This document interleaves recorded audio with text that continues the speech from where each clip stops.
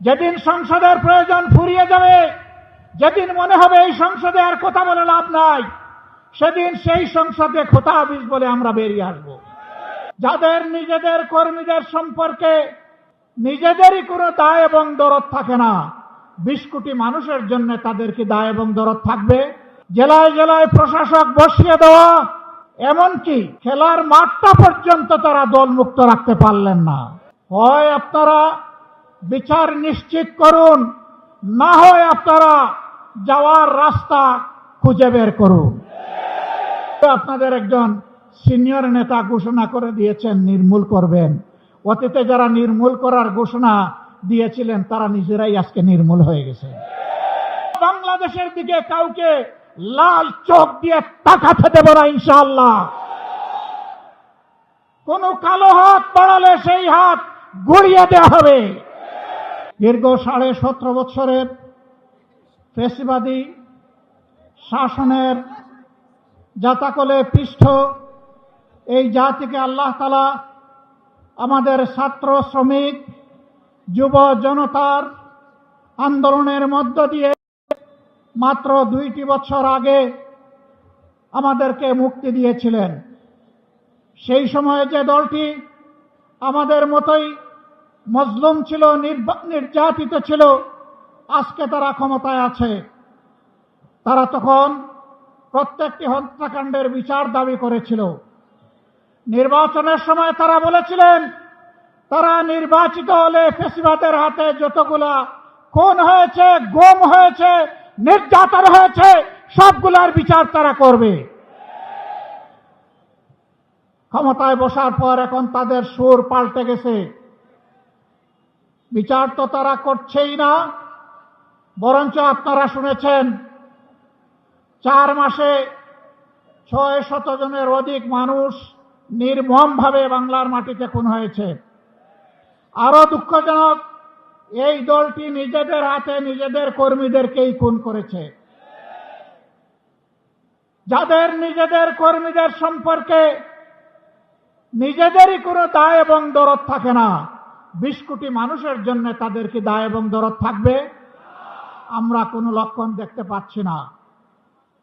লজ্জার বিষয়, ফ্যাসিবাদ থেকে মুক্ত হওয়ার কথা বলে ঠিক ফ্যাসিবাদের রাজপথ ধরেই তারা এখন হাঁটা শুরু করেছেন।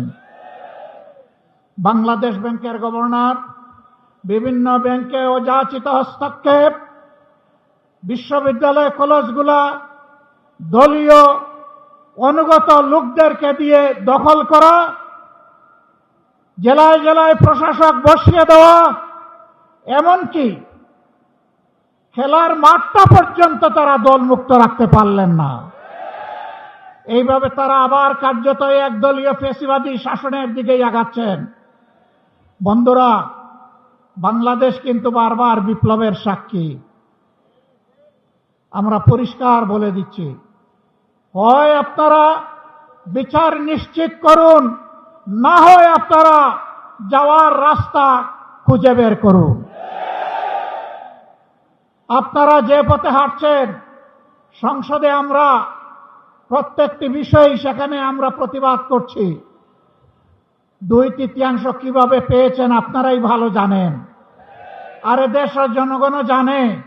এবং এই ব্যাপারে কিছু রাজ সাক্ষীও ইতিমধ্যে পাওয়া গেছে, আপনাদের দলের ভিতর থেকে পাওয়া গেছে, বিগত সরকারের মধ্য থেকেও পাওয়া গেছে।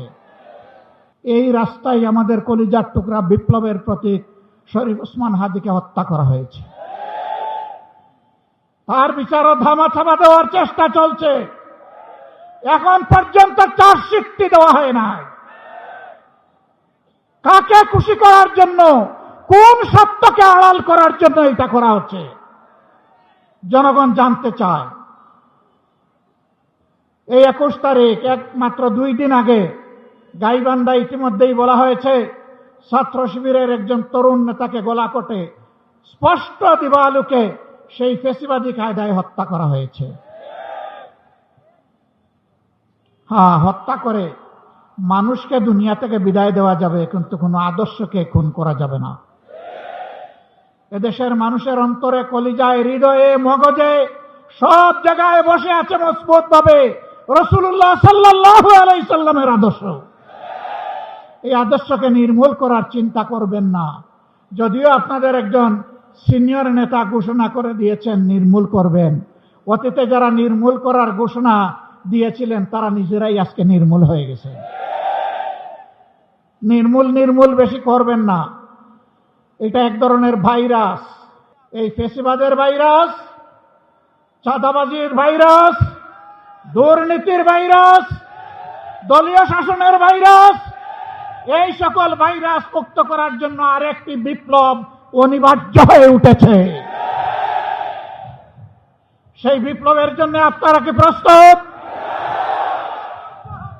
মানুষের জীবন, ইজ্জত এবং সম্পদ, দেশের সীমানার জন্য আরেকবার কি জীবন দেওয়ার জন্য প্রস্তুত আছেন? বন্ধুরা, এই বয়সে আমি এবং আমরা পিছিয়ে থাকবো না, সম্মুখ সারিতে থাকবো, আড়ালে আবদারে নয়। তবুও বাংলাদেশের দিকে কাউকে লাল চোখ দিয়ে তাকাতে দেব না ইনশাআল্লাহ। কোন কালো হাত বাড়ালে সেই হাত গড়িয়ে দেওয়া হবে।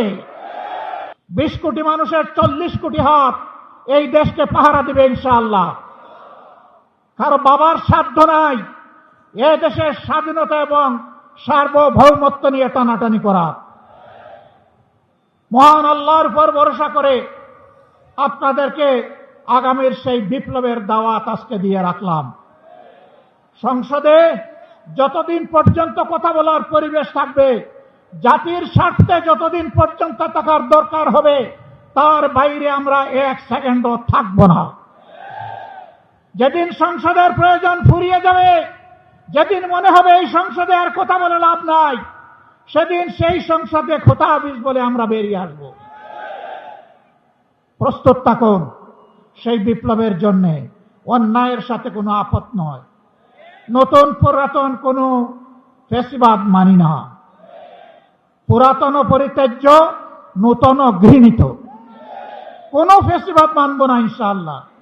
জীবন যাবে, জীবন একটাই, সেই জীবন যাবে আল্লাহর জন্য, সেই জীবন যাবে মানুষের জন্য।